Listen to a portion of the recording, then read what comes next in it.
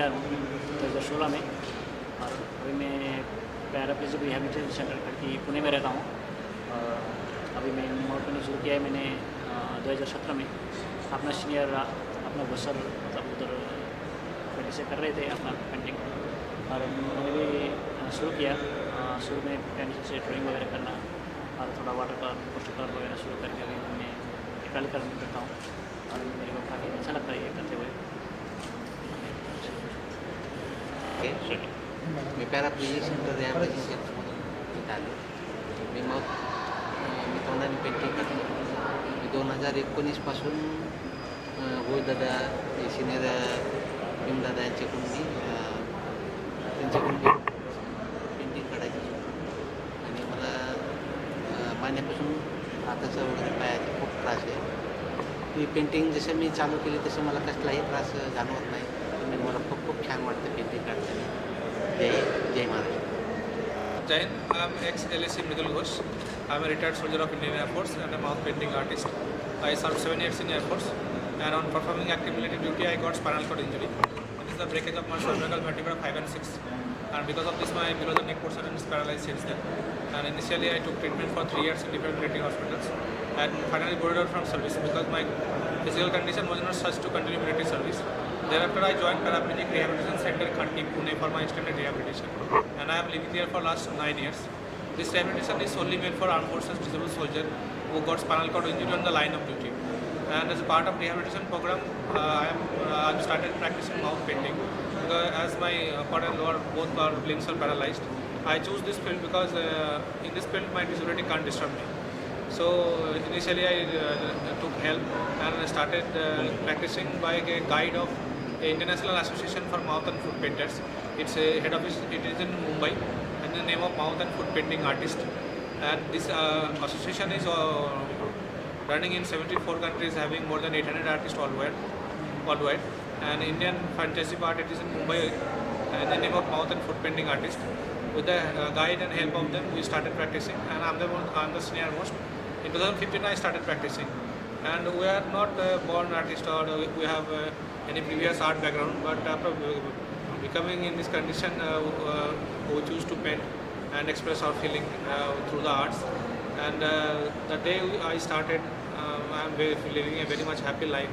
And the art and creation itself is giving me very much pleasure and satisfaction at the end of the day. And later on, my junior brothers who are with me, they are all 5 are my students. By the guide of me, they have also started and they have also picked up, and together we 6 having this exhibition together. So I'm the senior most here. So it is my duty also to teach the mouth painting to the physical condition like same retired soldiers. So together we have grown and reached in this level. So what the paintings we are seeing all are made by mouth, holding brush in my mouth, in our mouth because of the disability. So this is our special ability, and as the motto of our center teaches us that it is not the disability but the ability that counts.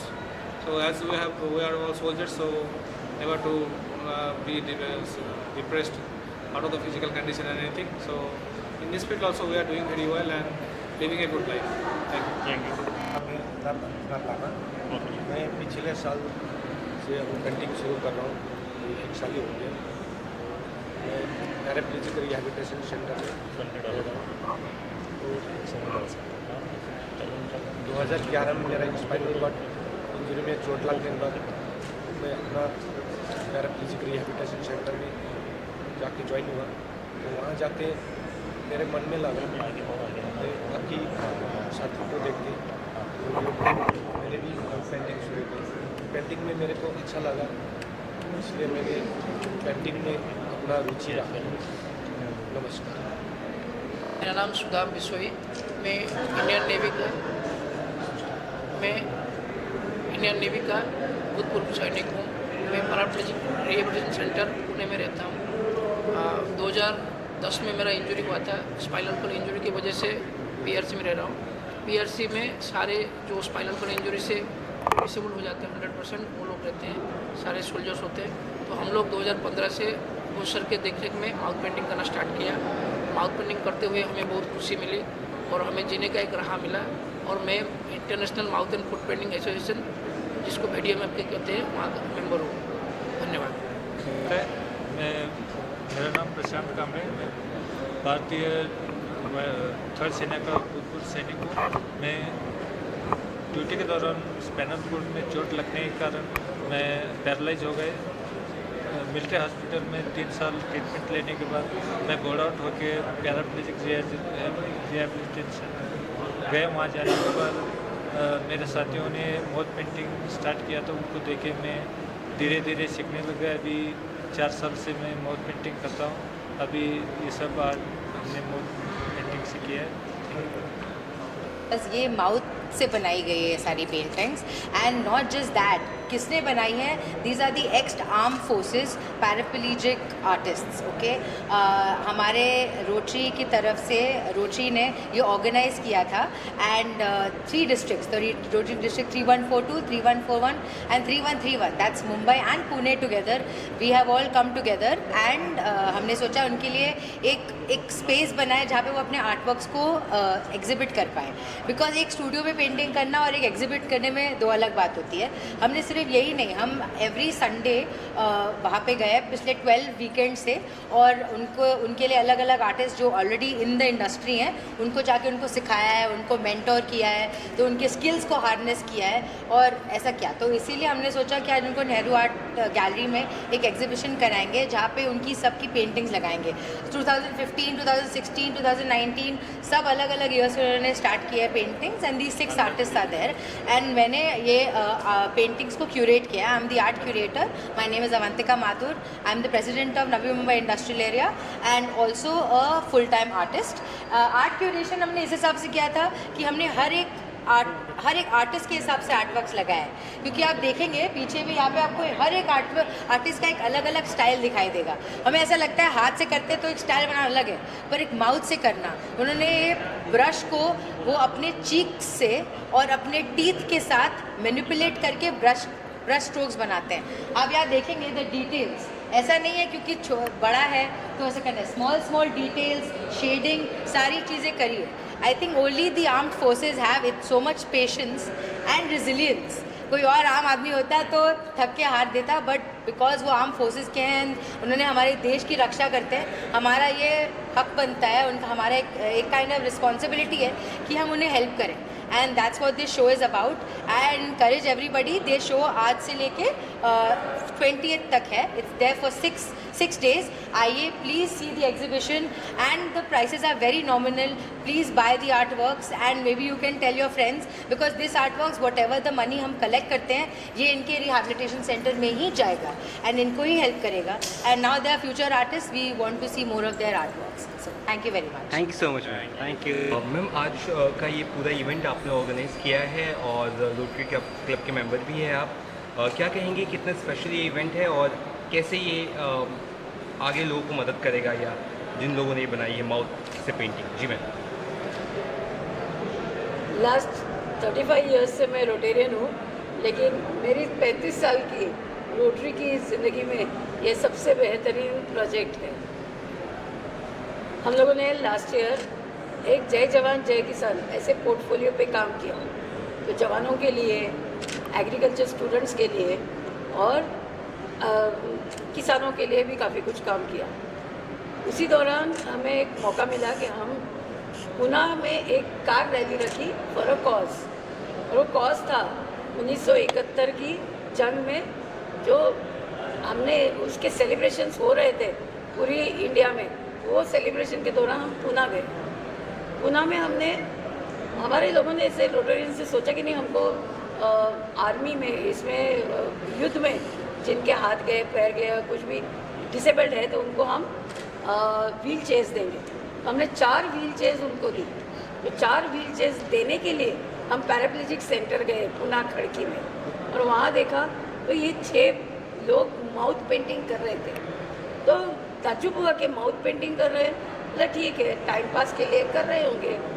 तो जब भी colonel doctor Mukherjee वहाँ आए, उन्होंने बताया कि last 6, 7, 8 साल से वो माउथ पेंटिंग कर रहे हैं। तो हमें बहुत ताज्जुब हुआ। हमने पूछा कि फिर अभी आगे क्या, अगर माउथ पेंटिंग कर रहे हैं तो टाइम पास के लिए कर रहे हैं, आगे क्या? तो उन्होंने बोला कि मेरी ऐसी इच्छा है कि इनका पेंटिंग आर्ट गैलरी में लगे, दुनिया भर में जाए। उन्होंने अपनी एक इच्छा प्रकट की।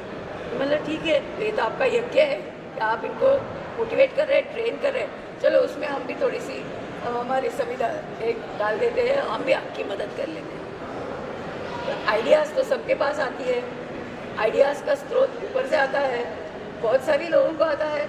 वो कभी कभी जब उनके मन में है, भगवान के मन में, तो बहुत कुछ आगे भी निकल जाता है। वैसे ही इसके बारे में हुआ, तो मैंने आके कुछ क्लब में बातें की, कुछ प्रेसिडेंट से पूछा कि मैं एक प्रोजेक्ट लेना चाहती हूँ कि मुझे इनको आगे ट्रेन करना है। उन्होंने बोला हाँ, हम सब आपकी मदद करेंगे।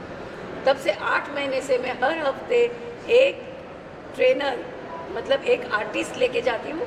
वो आर्टिस्ट उनको 4-4, 5-5 घंटे की ट्रेनिंग देते हैं, और 4-5 घंटे की ट्रेनिंग के बाद में उनका बहुत ही पेंटिंग इम्प्रूव हो गया। इम्प्रूव होने के बाद में मैंने उनसे सिर्फ पूछा, अगर मैं आपका एग्जीबिशन लगाऊंगी तो आप मुंबई आएंगे? तो उन्होंने बोला हाँ, हम आएंगे। कैसे आएंगे? नहीं, आर्मी ने उनको बस भी दी है जिसमें उनके व्हीलचेयर के साथ में वो बस में चढ़ के यहाँ आ सकते हैं, तो हम आएंगे। बोला अच्छा, तो फिर वहाँ रहेंगे का? बोले वहाँ हमारे रहने की सुविधा है, आर्मी हमें अकेला नहीं छोड़ती है, हमारी सुविधा वहाँ पर भी है। तो ठीक है, आप आ जाइए। और वहाँ पर उन्होंने बोला कि ठीक है, आपको क्या देखना है? तो बोले हमको ताजमहल होटल देखना है। मैंने बोला चलो, आपकी इच्छा मैं पूरी कर देती हूँ। मैंने सबके सामने ये बात रखी, सबने बोला हाँ, ताजमहल होटल तो क्या हम कैसे भी उनको दिखा सकते हैं, तो उनको दिखा देंगे ये सब कुछ। तो उसके बारे में फिर मैंने रेगे मैडम से आके बात की। रेगे मैडम ने मेरी बहुत मदद की, क्योंकि इनका भी बैकग्राउंड आर्मी से है, तो उन्हें भी उनके जो भी प्रॉब्लम्स है उसके बारे में उनको मालूमात है। तो उन्होंने मेरी बहुत मदद की और मुझे बताया, गाइड किया।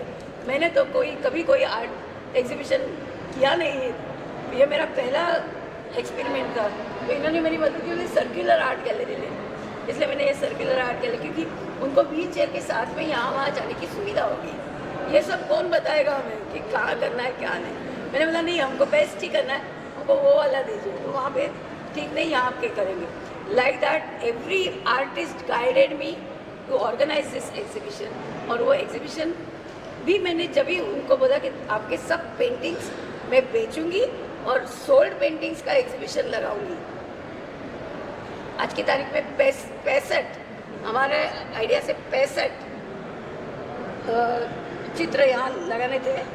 65 में से 35 बिक गए हैं, और बाकी के जो 25 है हमारे रोटेरियंस ने बोला है, और जो CSR वगैरह है जिनके पास, उन्होंने बोला अगर आपके पेंटिंग्स 20 तारीख तक नहीं जाते हैं तो ये सब पेंटिंग हम खरीदेंगे, क्योंकि हमें एक देश सेवा का मौका मिला है, इसीलिए हम ये करें। तो ये रहा मेरा एक्सपीरियंस।